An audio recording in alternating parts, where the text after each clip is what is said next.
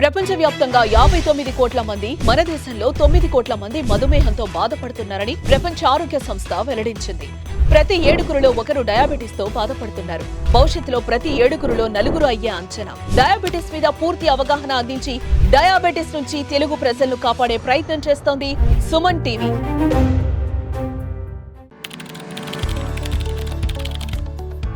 డయాబెటీస్లో stomach pain చాలా కామన్గానే చూస్తూ ఉంటాం.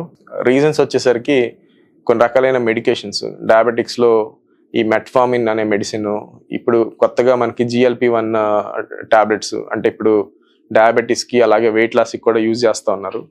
సో ఇవన్నీ కూడా మనకి ఇంటెస్టైనర్ స్టమక్లో లోకల్గా ఇరిటేషన్ క్రియేట్ చేయడం అండ్ దాని ఇన్ఫ్లమేషన్ వల్ల కూడా మన ఇంటెస్టైన్ కదలికలు తగ్గడం ద్వారా కూడా ఈ గ్యాస్ట్రిక్ ఆర్ స్టమక్ పెయిన్స్ ఈ డయాబెటిక్స్లో చూస్తూ ఉంటాం. సో డయాబెటిక్స్లో ఈ గ్యాస్ట్రిక్ ప్రాబ్లం ఆర్ స్టమక్ పెయిన్ని ఎలాగ ఎన్కౌంటర్ చేయాలంటే, సో వాళ్ళకి అడ్వైజ్ చేసే మెయిన్ వచ్చేసరికి స్మాల్ అండ్ ఫ్రీక్వెంట్ మీల్ తీసుకోమంటాం. సో మనకి నార్మల్గా 3 times తినే మీల్నే చిన్న చిన్న పోర్షన్స్లో 6 times తినమంటాం. ఈ గ్యాస్ట్రిక్ ఈ స్టమక్ కెపాసిటీ అనేది డయాబెటిక్స్లో తగ్గిపోతూ ఉంటుందండి. ఫర్ ఎగ్జాంపుల్, నార్మల్గా మనం తినగలిగే స్టమక్ తిన్న తర్వాత ఎక్స్పాండ్ అవ్వాలి. డయాబెటిక్స్లో ఆ ఎక్స్పాన్షన్ తగ్గిపోవడం ద్వారా కొంత తినంగానే వాళ్ళకి హెవీ ఫీల్ అవుతూ ఉంటారు. సో అందుకని వీళ్ళని స్మాల్ అండ్ ఫ్రీక్వెంట్ మీల్ని అడ్వైజ్ చేస్తూ ఉంటాం. అలాగే వీళ్ళకి ఫ్యాట్ డైజెషన్ కూడా ఎఫెక్ట్ అవుతుంది.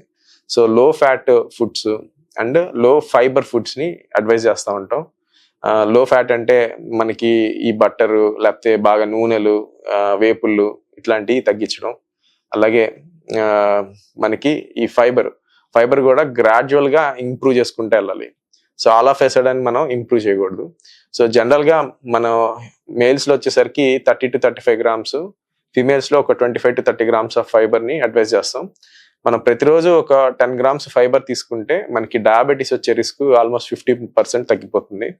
సో ఈ ఫైబర్ అనేది మనకి ఈ గట్లో ఉండే ఈ బ్యాక్టీరియా డైవర్సిటీ, అంటే చాలా స్పీసీస్ పెరగడానికి హెల్ప్ అవుతుంది. So overall gut health and insulin sensitivity పెంచుతుంది, ఇన్ఫ్లమేషన్ తగ్గిస్తుంది. సో మెనీ మనకి బెనిఫిట్స్ ఉంటాయి. అలాగే వీళ్ళకి ఎక్కువ వాటర్ తీసుకోమన్నాము అండ్ తిన్న తర్వాత వాకింగ్ చేయడము, వెంటనే పడుకోకపోవడము, ఫిజికల్ యాక్టివిటీ చేయడం ద్వారా కూడా ఈ ఇన్సులిన్ రెసిస్టెన్స్ తగ్గించడము, ఇన్సులిన్ సెన్సిటివిటీ పెరుగుతుంది. అలాగే మన బ్లడ్లో షుగర్స్ తొందరగా స్పైక్ కాకుండా స్టేబుల్ స్టేట్ రావడం అనేది జరుగుతుంది. సో ఇలాంటి చిన్న చిన్న మార్పులు ఒక్కొక్కసారి వీళ్ళకి అవసరమైతే కొన్ని డైజెషన్ స్పీడ్ చేసే మెడిసిన్స్ వాడాల్సి వస్తుంది. వాటిని ప్రోకైనెటిక్స్ అంటారు.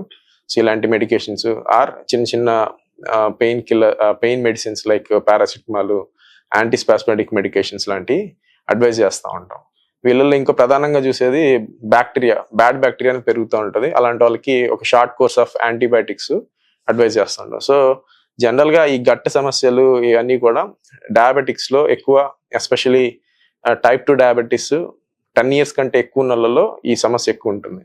సో నార్మల్గా డిటెక్ట్ అయిన వెంటనే స్టమక్ ఆర్ అదర్ ఇష్యూస్ అనేది తక్కువ చూస్తూ ఉంటాం.